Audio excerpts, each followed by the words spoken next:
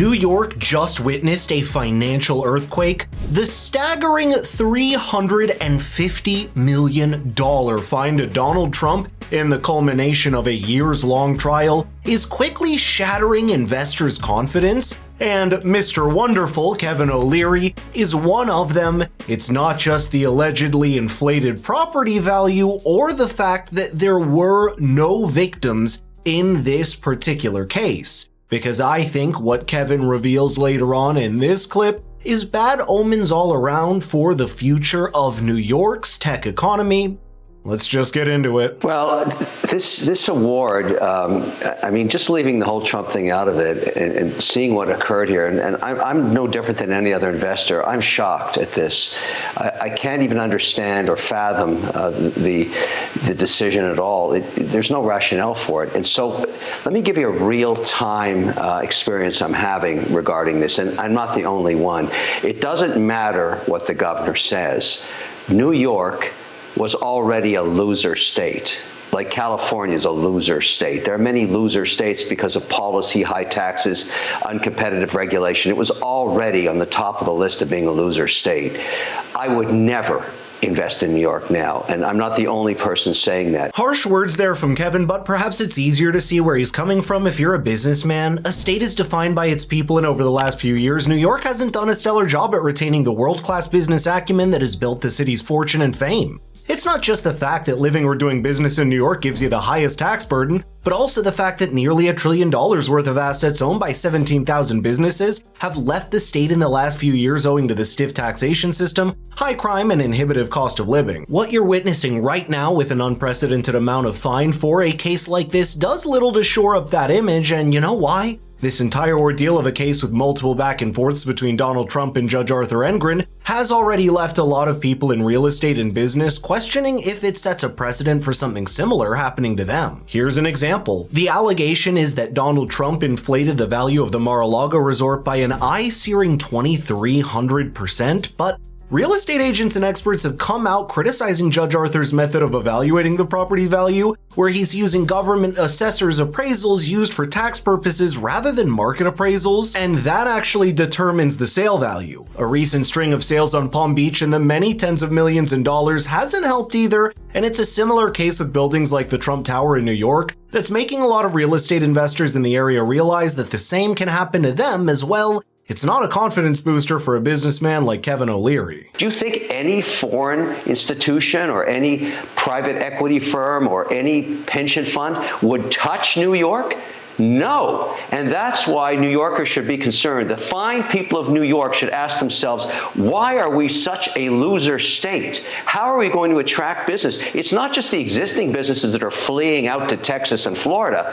What about new money like this that I'm talking about, like a $4 billion data center? Not a chance I would put that in New York. Zero probability, never. And so they've got a lot of work to do to find themselves getting out of this situation. This has all occurred post-pandemic. Winner states versus loser states. And that's the tragedy. Remember, it's not about Donald Trump or this particular case, but the larger message that such a major and financially draining verdict sends to everyone else. That's because the first point is highly contested outside the court premises, that the towers and properties were really exaggerated by thousands of percent, as the judge put it. But even more so, the bank in question, Deutsche Bank, has clearly come out in the open and said Trump had not defaulted on any credit and paid off all his loans with the lender. That means the two most important parties to the matter held nothing against each other, having had a financial relationship that stretches back at least a decade. The specific Trump case is now likely to go into an appeal stage, with Donald Trump's attorneys planning to convince the courts that the fact that there were no parties that were financially damaged in their dealings leaves very little rationale for such a massive fine. In development in real estate right now,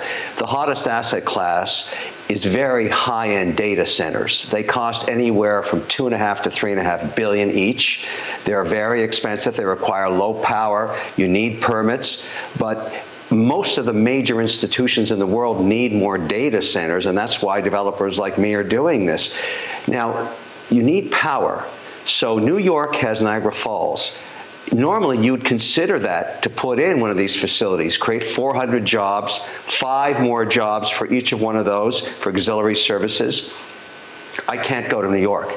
So I'm going to Oklahoma, North Dakota, West Virginia. And can you really blame them? New York being basically the financial capital of the world and a business hub is already crutched under one of the highest costs of doing business anywhere in the world. But for every place or city in the world, it's not the cost that matters, but the value and reliability. Businesses and investors like Kevin O'Leary would be happy to put more into the city if they believe they could get more out. A judgment like this one we just saw in the Trump civil case means the investors know how easy it is for the rug to be pulled out from underneath their business empires in one fell swoop, and that includes a massively cost-inhibitive enterprise like data centers that the city's business and startups desperately need, especially as artificial intelligence, data analysis, and financial computing start to become an integral part of every new business in the city. It's a complicated entanglement between the law and business that does not inspire a lot of confidence for someone with millions of dollars to invest. Take, for example, the fact that New York still does not have a clear-cut policy for how much it wants to tax properties where data centers are built, messing up a lot of the calculation and introducing a degree of uncertainty. Also, the fact that Governor Kathy Hochul just 2 years ago signed a bill to ban natural gas and fossil fuels in new buildings or businesses started from 2025, and if that includes new businesses as well, it's going to spell a lot of trouble for data mining of AI computing centers that usually require a lot of cheap electricity to run profitability. So Kevin, what did you think of Governor Hochul saying this is like a unique one and done because Donald Trump went too far and was so nefarious? You guys, if you're just doing what you should be doing, you have nothing to worry about. But they're very worried about it. Yeah, we're very worried. Every investor's worried because where is the victim? Who lost money? This is some arbitrary decision a judge made. This policy and what this says, what does this say about the bar, the legal bar in New York? Aren't they going to question this judge? What is this? $355 million and there's dollars as a penalty and there's plus interest at 9% and there's no victim? The engine of any economy is the investor that takes the risk of starting businesses, and when the investors know how decades of business and reputation can be cut at the knees so easily, it doesn't create the most favorable incentive structure. Right now, it hasn't even been made clear where the nearly $500 million fine will go since there were no victims in the case. In something that's almost unbecoming of a civil case, the staggering amount of fine seems to fall more in the category of punishment rather than compensation to a bereaved party. All in all, I don't think we've seen the end of this particular case because after an appeal is filed and the matter is taken to higher courts, it's likely to drag on much further. But if there's one thing that it has made clear, it's that the legal system and the financial system of even a bustling economy like New York City are incredibly interwoven, and alienating or discouraging the city's businessmen and investors is the last thing that should happen if it is to retain the status as the world's financial capital.